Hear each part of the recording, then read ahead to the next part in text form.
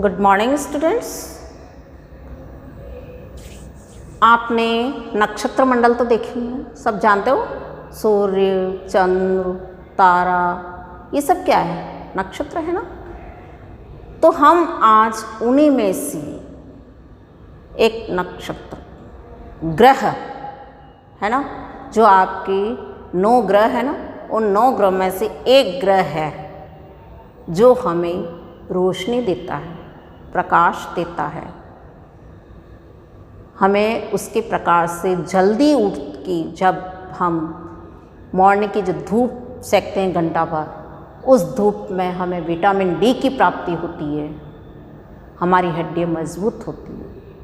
पेड़ पौधों के लिए भी उसका प्रकाश बहुत ज़रूरी है। तो आप सब पहचान ही गए होंगे कि वो ग्रह कौन सा है जिसकी पराबैंगनी किरणें यदि ओजोन परत उसकी पराबैंगनी किरणों को धरती पर आने से बचाने से अगर रक्षा न करे तो वो पराबैंगनी किरणें सीधी धरती पर आकर तहस नहस कर देती हैं, पूरी धरती ही, पूरी दुनिया ही नष्ट कर सकती है। तो आप बच्चों अच्छे से पहचान गए होंगे कि पराबैंगनी किरणें किससे निकल रही हैं, वो ग्रह कौन सा है। बेटा आप इस चित्र में भी देख सकते हैं, अगर उसमें कोई सा ग्रह दिख रहा हो तो बता दो कौन सा ग्रह दिख रहा है हमें। इसमें क्या दिख रहा है? मुझे तो पेड़ दिख रहा है, पक्षी दिख रहे हैं, है ना, पहाड़ दिख रहे हैं, नदी नाले दिख रहे हैं, सूर्य दिख रहा है। क्या है? तो उगता हुआ सूर्य, ये सूर्य दिख रहा है ना। तो बेटा हमारे ग्रहों में सूर्य भी एक ग्रह है। तो आज हम भगवान भास्कर पाठ 15 पढ़ेंगे। भास्कर जिसको भगवान के रूप में पूजा जाता है।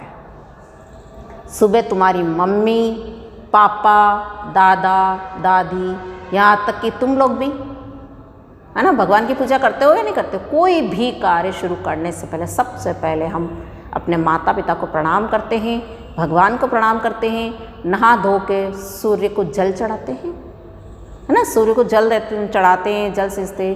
तो क्या भगवान के रूप में हम सूर्य की पूजा करते हैं। सूर्य को भगवान माना गया है, भगवान। और सूर्य के पर्यायवाची शब्द भी देखिए तो कौन कौन से? दिनकर, दिवाकर, भास्कर, भानु, दिनेश, रवि, मार्तंड, भास्कर, ये सब क्या है? सूर्य के पर्यायवाची शब्द हैं ये भास्कर। तो बच्चों आज हम भगवान सूर्य के बारे में अध्ययन करेंगे। वही रोज की तरह हम पहले पाठ का सस्वर वाचन करेंगे, क्योंकि जब तक बच्चे अपन शुद्ध वाचन नहीं करते हैं तो हमें कोई भी चीज़ समझ में नहीं आती। हम शुद्ध बोलेंगे तो शुद्ध लिखेंगे, ठीक है ना। इसलिए हमें शुद्ध बोलने का प्रयास करना चाहिए। तो सबसे पहले हम रीडिंग करते हैं। देखिए, किम त्वम जानासि। अब एक चीज़ और देखना, आपके जो चिन्ह है, विराम चिन्ह, वो आपको ग्रामर में पढ़ाया जाएगा। विराम चिन्ह क्या होते हैं बेटा? वाक्य में अर्थ की स्पष्टता लाने के लिए जिन चिन्हों का प्रयोग किया जाता है ना, उनको हम विराम चिन्ह कहते हैं। आश्चर्य होता है तो वाह ऐसे करके हम बोलते हैं। पूर्ण विराम हो तो जैसे हम कहीं रुकते हैं, यहाँ पूर्ण विराम है। अब यहाँ देखो, सूर्य, दिनकर, मार्तंड इत्यादि नाम अस्य पर्यायाः सन्ति। पूर्ण विराम यानी पूरी तरह से रुकना। अल्प विराम, अर्ध विराम, पूर्ण विराम से आधा रुकना, अर्ध विराम, और अर्ध विराम से भी आधा अल्प विराम। क्वेश्चन मार्क, प्रश्नवाचक चिन्ह, प्रश्न पूछने के लिए किया जाता है। विस्मयादि बोधक चिन्ह, विस्मय प्रकट करने के लिए किया जाता है। हर्ष, शोक, घृणा आदि का विस्मय प्रकट करने के लिए किया जाता है, भाव प्रकट करने के लिए, है ना। ऐसे ही बहुत सारे विराम चिन्ह होते हैं जिसको हम अच्छे से प्रयोग करते हुए पढ़ेंगे तो हमें जल्दी समझ में आता है। यानी वाक्य में अर्थ की स्पष्टता लाने के लिए ही विराम चिन्हों का प्रयोग किया जाता है, और ये व्याकरण में पढ़ेंगे हम। किम तुम जानासि अंधकारम क नाशयति। कः दीनानां रात्रीणां मासानां ऋतूनां वर्षाणां च कारणम् अस्ति? को जगतं शीतात् रक्षति? इत्यादीनां सर्वेषां प्रश्नानाम् एकमेवोत्तरम् अस्ति। वो क्या है? भगवान भास्करः इति। सूर्यः, दिनकरः, मार्तण्डः इत्यादीनाम् अस्य पर्यायाः सन्ति। अस्य जगतस्य प्रकाशकः भास्करः अस्ति। अस्योदये तमः नश्यति। अस्य प्रकाशे एव वयं वस्तूनि द्रष्टुं शक्नुमः। भास्करस्योदये दीनं भवति, तस्मिन्नस्ते च रात्रिर्जायते। यदि भास्करः न स्यात् तर्हि दिनमेव न भवेत्। दीनाभावे तु वयं सर्वे अन्धः इव भवेम। दीपकानां प्रकाशे तु जगतः सर्वे व्यवहाराः भवितुं न शक्नुवन्ति।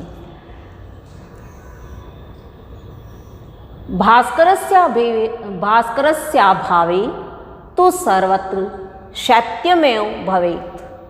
सति शैत्ये जीवनौषधीनां चोत्पत्तिरेव न स्यात्।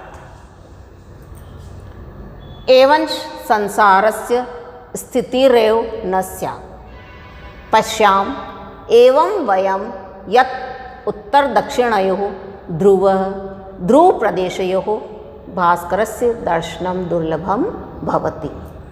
अतएव तयोः प्रदेशयोः प्रायः सर्वत्र सर्ववर्षं हिममेव तिष्ठति। तस्मादेव कारणात् तत्राल्पाः एव जनाः निवसन्ति तथा स्वल्पाः एव पादपाः औषधयः च जायन्ते। फलानां अन्नानां तु तत्राभाव एव तिष्ठति। ऋतूनामपि जनकः भास्करः अस्ति। यदा भास्करः उत्तरायणो भवति तदा तस्य प्रकाशः उष्मा च तीव्रौ भवतः। तयोः आधिक्यमेव वसन्तर्तुं ग्रीष्मर्तुं चोत्पादयति। ग्रीष्मकालस्यात्पेन समुद्राणां नदीनां सरसां च पयांसि उद्वाष्पितानि भूत्वा आकाशे गच्छन्ति। ततश्च मेघाः जायन्ते। एभिः मेघैरेव वर्षा भवन्ति। वर्षाभिरेव विविधधान्यानि शाकाः पादपाः च भवन्ति।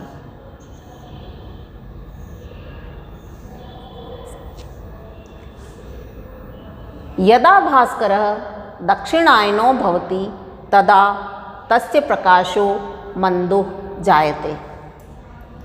एतस्मिन्नेव काले शरदेमन्त शिशिराणां ऋतूनां स्थितिर्भवति। एवं भास्करः दीनानां रात्रीणां ऋतूनां च जनकः कथ्यते। ऋतूनां परिवर्तने नैवास्य जगतः स्थितिः भवति। भगवान् भास्करः हि अस्मभ्यं जीवनं दत्त्वा महत् उपकरोति। अतएव वयमेतं भगवन्तं कथयामः।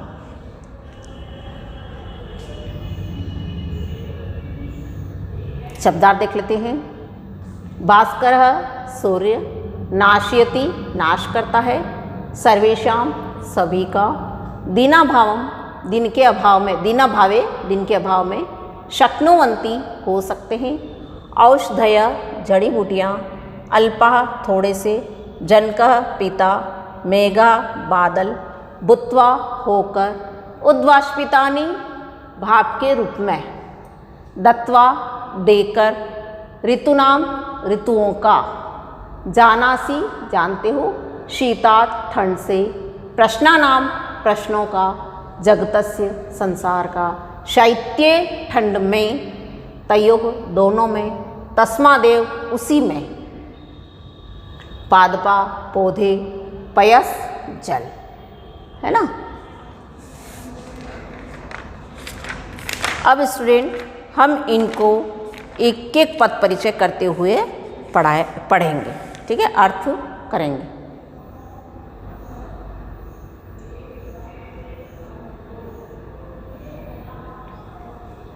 किम त्वम जानासि, क्या तुम जानते हो। त्वम युवाम यूयाम, युष्मत् शब्द प्रथमा विभक्ति, है ना। त्वम क्या तुम जानते हो, अंधकारम क नाशयति, कि अंधकार का नाश कौन करता है, कौन समाप्त करता है अंधकार।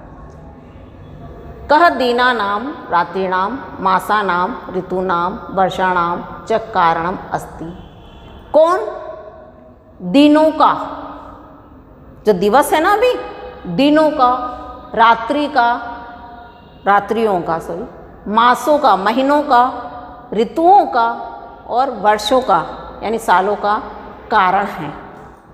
मतलब क्यों बन रहे, किसके कारण ये दिन रात मास ऋतु वर्ष सभी बनते हैं।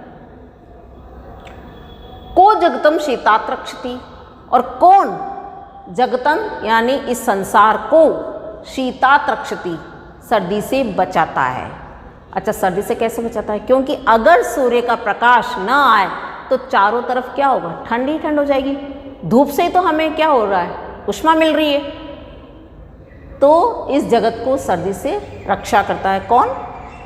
इत्यादि नाम सर्वेशाम प्रश्नानाम एकमेवोत्तरम, इत्यादि इन सभी प्रश्नों के उत्तर, उस सभी प्रश्नों का एक ही उत्तर है, एकमेवोत्तरम, एकम प्लस एव प्लस उत्तरम, एक ही उत्तर, एकम मतलब एक, एव मतलब ही, उत्तरम मतलब उत्तर, एक ही उत्तर है क्या, भगवान भास्कर इति, कि भगवान भास्कर यानी भगवान सूर्य। सूर्य दिनकर मार्तंड इत्यादि नाम अस्य पर्यायाः सन्ति। अब आपको मैंने पहले भी बताया पर्यायवाची शब्द कि भास्कर के पर्यायवाची क्या है, सूर्य, दिनकर, मार्तंड आदि इसके पर्यायवाची शब्द है। किसके, इसके भास्कर के। अस्य जगतस्य प्रकाशकः भास्करः अस्ति, इस जगत का, जगतस्य षष्ठी विभक्ति, इस जगत का प्रकाशक, प्रकाश देने वाला भास्कर ही है। अस्योदय तम नश्यति, अस्योदय, अस्य प्लस उदय, इसके, अस्य मतलब इसके, उदय, उदय होने पर, तमः मतलब अंधकार नष्ट होता है, इसके उदय होने पर अंधकार नष्ट होता है। अस्य प्रकाशे एव वयम वस्तुनि दृष्टुम शक्नुमः, इसके प्रकाश में ही हम वस्तुओं को देख सकते हैं। द्रष्टुम, दृश प्लस तुमुन प्रत्यय, दृष्टुम, और जिसका तुम बन जाएगा तो दृष्टुम, और वस्तुनि ये वस्तु का बहुवचन शब्द है, प्रथमा विभक्ति, तो इसके प्रकाश में ही हम, वयम अस्मत् शब्द का बहुवचन प्रथमा विभक्ति, वस्तुओं को देख सकते हैं। भास्करस्योदये दीनम भवति, भास्कर के उदय होने पर दिन होता है। भाई अंधकार नष्ट हो जाता है, आप खुद देख रहे होंगे जब सुबह उठते हो आप, अर्ली मॉर्निंग, अगर आप 4 बजे देखते हो तो क्या होता है, अंधकार दिखता है, और धीरे धीरे धीरे धीरे जब सूर्य अपनी किरण फैलाता चला जाता है वैसे वैसे प्रकाश होने लगता है। तो इसके उदय होने पर दिन होता है, तस्मिन् नस्ते च रात्रि जायते, और अस्त होने पर रात हो जाती है। आप देख रहे हो अभी सूर्य चल रहा है प्रकाशे प्रकाशे, जैसे जैसे आपका 6 बजे, फिर 7 बजे, फिर 8 बजे, तो वैसे वैसे क्या होता है, आपका अंधेरा छाने लग जाता है, यानी रात्रि आने लग जाती है।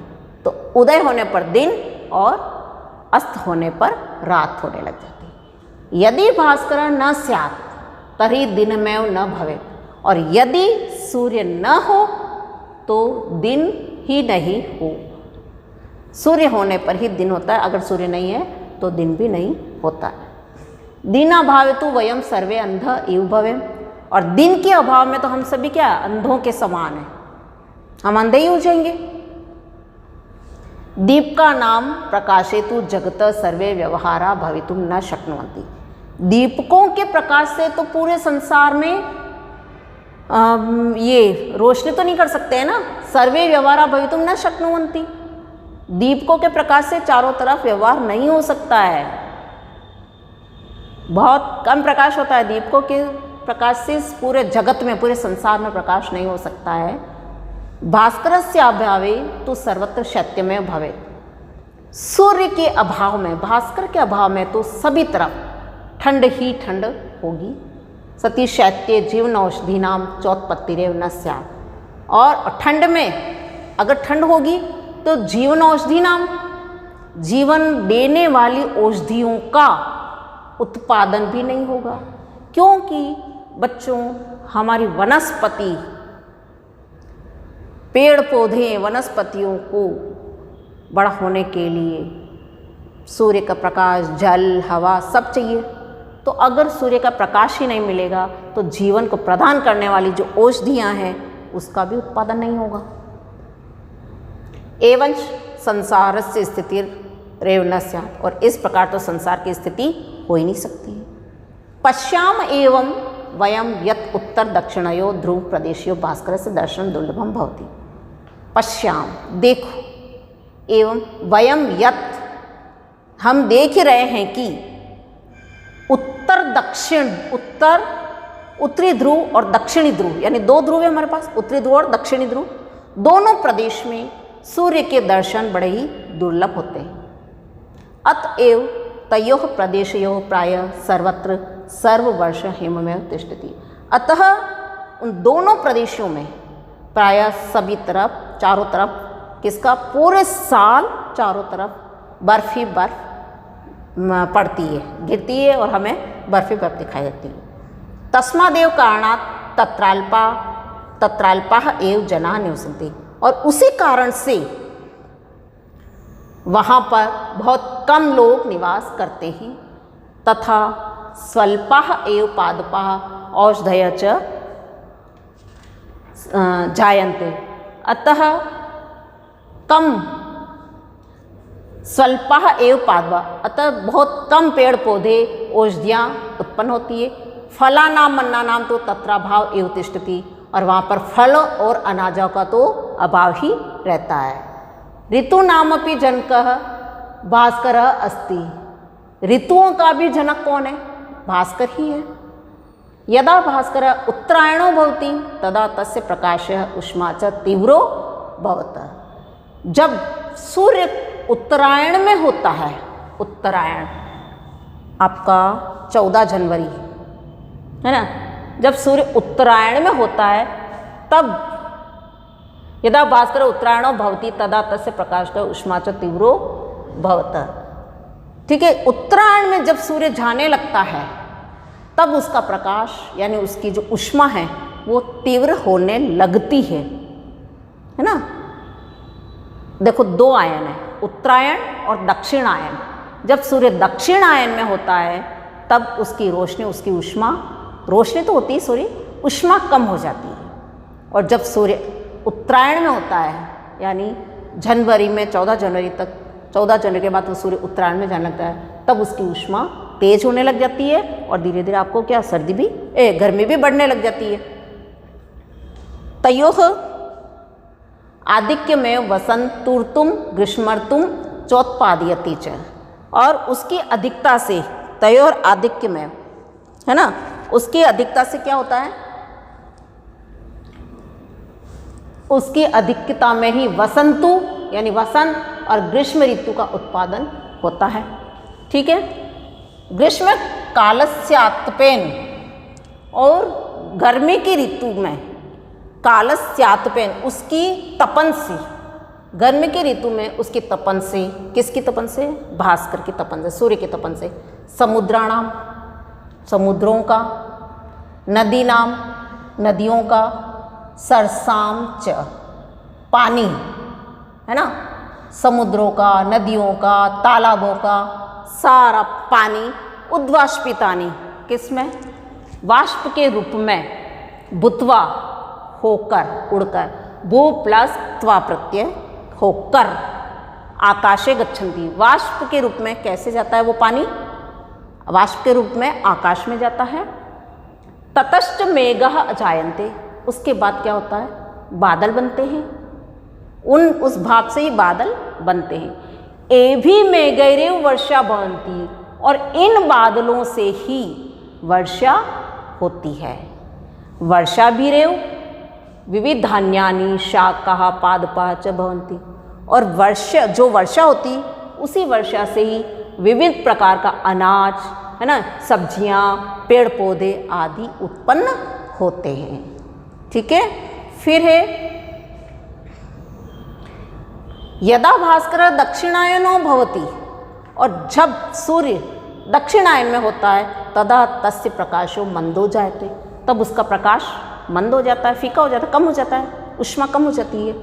एतस्मिन्नेव काले शरद हेमंत शिशिराणाम ऋतूनाम स्थिति भवति, तब दक्षिण में क्या हो जाता है, जब सूर्य दक्षिण में होता है, दक्षिणायन में होता है, तब क्या होता है, इस समय शरद, हेमंत और शिशिर, है ना, आदि ऋतुओं की स्थिति बनती है।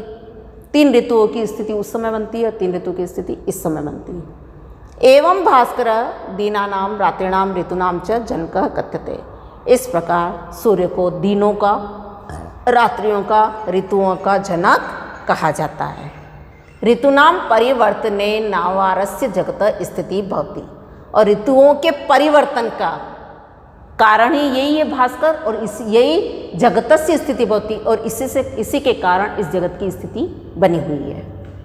भगवान भास्कर ही अस्मभ्यं जीवनम दत्वा महत् उपकरोति, भगवान भास्कर ही हमें जीवन प्रदान करके, दत्वा, है ना, दत्वा मतलब यच्छ धातु त्वा प्रत्यय, देना, जब बनती है तो दत्वा महत् उपकरोति, भगवान भास्कर ने हमें जीवन प्रदान करके हमारे ऊपर बहुत उपकार करते हैं, कर रहे हैं।